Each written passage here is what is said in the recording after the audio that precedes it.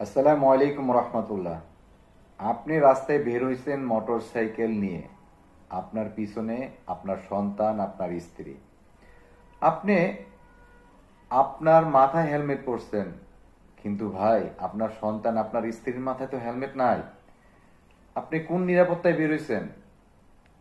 আপনি তো আপনার চিন্তা করে বের হইছেন। তাড়াহুড়া অস্থিরতার জন্য তাদের মাথায় হেলমেট নেন নাই, টাকার সমস্যার কারণে টাকার হেলমেট পরেন নাই। কিন্তু ক্ষতিটা কার? সময় থেকে, জীবন থেকে যখন একটি জীবন চলে যাবে, তখন চোখের পানি ফেলা ছাড়া আর কোনো গতি নাই।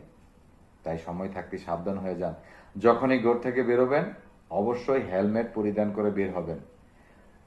একটি দুর্ঘটনা সারা জীবনের কান্না, যা প্রতিনিয়ত হচ্ছে। আপনি আপনার সন্তানকে এবং আপনি নিজে আপনার জানের নিরাপত্তার জন্য হেলমেট পরিধান করুন এবং হেলমেট ছাড়া ঘর থেকে বের হবেন না। সচেতন হন, সচেতন করুন।